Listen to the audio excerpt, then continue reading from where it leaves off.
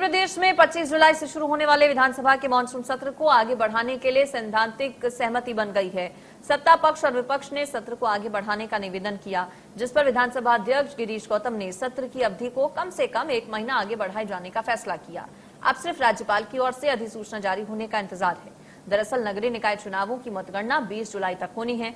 इसके बाद राष्ट्रपति चुनाव भी होने हैं और यही वजह है कि कांग्रेस और बीजेपी ने विधानसभा के मानसून सत्र को 25 जुलाई से बढ़ाकर अगस्त में किए जाने की मांग की। विधानसभा के मानसून सत्र की अगली डेट क्या होगी और क्या इसकी बैठकों की अवधि भी बढ़ेगी, इसके बारे में विधानसभा अध्यक्ष गिरीश गौतम से खास बातचीत की हमारे संवाददाता ब्रजेश जैन ने।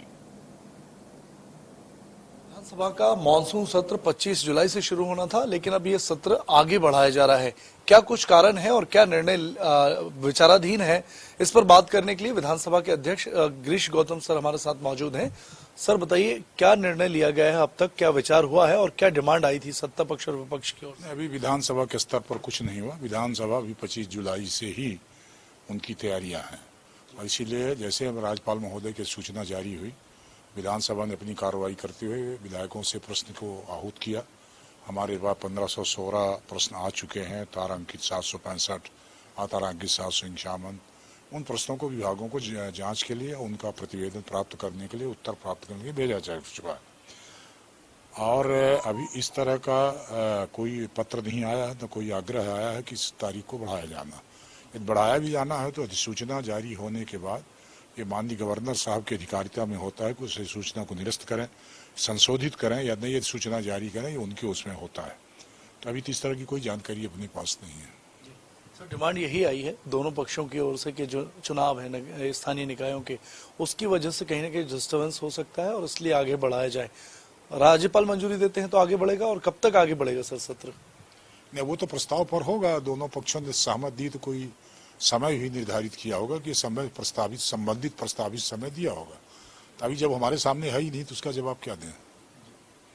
सर इसकी सत्र की बैठकों को लेकर भी लगातार सवाल उठ रहे थे। जब इसका ऐलान हुआ, अधिसूचना जारी हुई, तो क्या अवधि भी बढ़ाई जाएगी, इसकी बैठकों का दिन बढ़ाए जाएंगे? अब दोनों पक्ष सहमत के आधार पर कुछ कर रहे हैं। इससे अच्छा लोकतंत्र के लिए कोई फायदेमंद चीज हो नहीं सकती।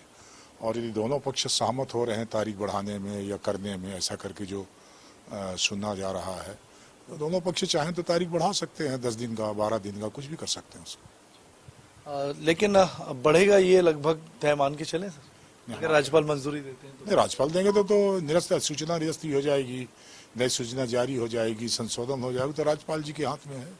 अगर ये समय सर कैंसिल होता है तो कितना समय लगेगा आगे बढ़ाने में? लगभग 1 महीना मान। दो स्थितियां हैं। यदि इस विधानसभा को निरस्त करते हैं तो फिर सारी कार्रवाइयां उसी तरह से होती हैं, क्योंकि ये ऐसा माना जाएगा कि ये विधानसभा पूरी तरह से रुक गई है।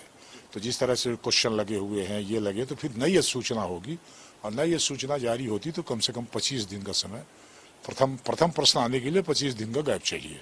तो 25 दिन तो फिर मिनिमम हो जाता है, तो फिर वो 31 अगस्त के आसपास मानिए उसको। तो बिल्कुल अब नए सत्र की हालांकि अभी फैसला नहीं लिया गया आधिकारिक तौर पर, विचाराधीन है, लेकिन अगले 1 महीने के लिए सत्र की अवधि बढ़ाई जा सकती है। कैमरा पर्सन अजय कटियार के साथ ब्रजेश जैन, इंडिया न्यूज। मध्य प्रदेश, छत्तीसगढ़ की हर खबर सीधे आपके मोबाइल फोन पर। अभी सब्सक्राइब करें हमारा चैनल और पाएं पल पल की खबर।